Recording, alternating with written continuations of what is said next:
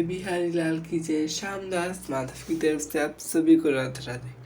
आशा करता हूँ आप सब स्वस्थ होंगे, मस्त होंगे और श्री हरि के चरणों में लगे होंगे। और आप सभी को मेरी तरफ से कार्तिक मास के 23वें दिन की बहुत सारी बधाइयाँ, ढेर सारी शुभकामनाएं। और आज है कार्तिक मास का 23वां दिन और आज हम पढ़ने जा रहे हैं 23वां अध्याय। तो चलिए शुरू करते हैं। अध्याय शुरू करने से पहले मैंने हाथ में तिल ले लिए हैं, आप तुलसी पत्र या पुष्प भी ले सकते हैं। तो अध्याय शुरू करने से पहले करते हैं श्री हरि का कीर्तन। तो चलिए करते हैं।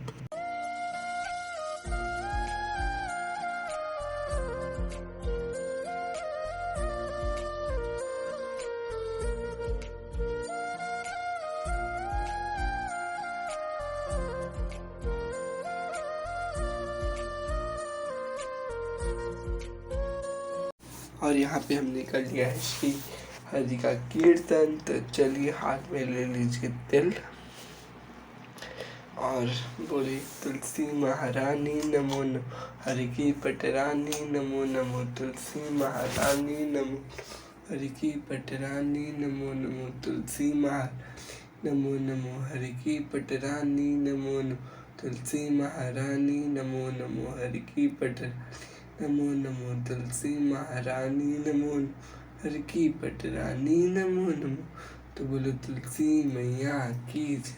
और दोस्तों मैं दीप प्रज्वलित करूँगा, यही बोल के 3 बार तुलसी महारानी नमो नमो 3 बार बोल के माँ के आगे दीप रख दूँगा। पर मैं रिकॉर्ड नहीं करूँगा क्योंकि जुकाम हो गया मुझे, इसीलिए। ठीक है जी, बोलता हूँ फिर करता हूँ। ठीक है जी। तो यहाँ पे मैंने बोल दिया है, मतलब दीप प्रज्वलित कर दिया है। अब अध्याय शुरू करते हैं। 23वां अध्याय, वर्णन आंवला तुलसी जान, पढ़ने सुनने से कपिल हो जाता कल्याण। नारद जी ने कहा, हे राजन, इसी कारण से उद्यापन में तुलसी की जड़ में भगवान विष्णु की पूजा की जाती है। तुलसी का मूल प्रदेश भगवान विष्णु को प्रसन्न करने वाला है। हे राजन, तुलसी का पौधा जिस घर में विद्यमान है वह घर तीर्थ स्वरूप है और उस घर में यमदूत कभी नहीं आते हैं।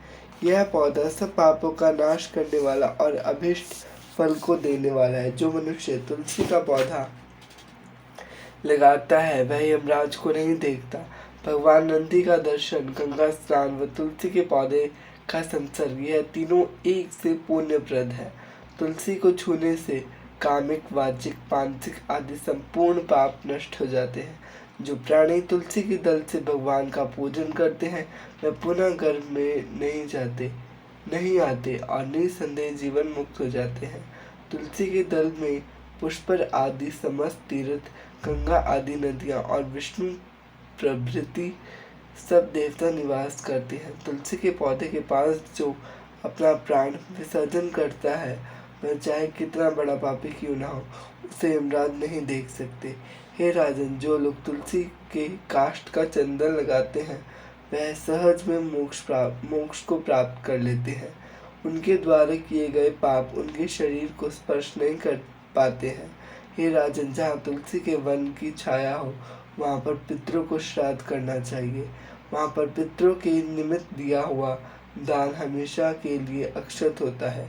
आंवले के वृक्ष की छाया में जो प्राणी पिंड दान करते हैं उनके पितर यदि नरक की यातना भी भोग रहे हों तो भी मुक्त हो जाते हैं।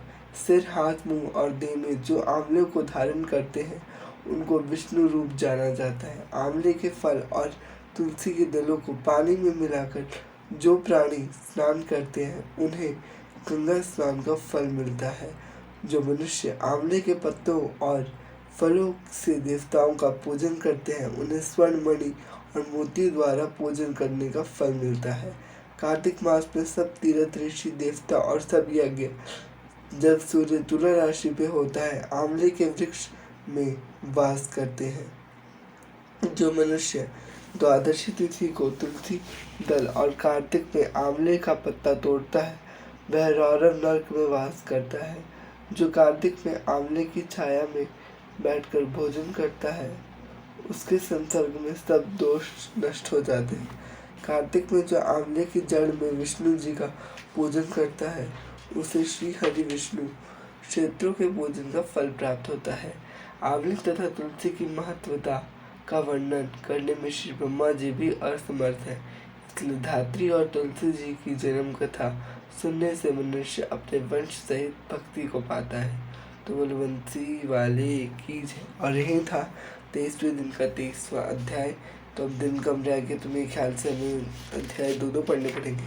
तो अब जो हाथ में तिल है वो हम कलश में डाल देंगे और बस यहाँ पे हमारे होता है 23वां अध्याय खत्म। पसंद आए हो तो लाइक शेयर कमेंट अवश्य करें। राधे राधे सभी मित्रों को।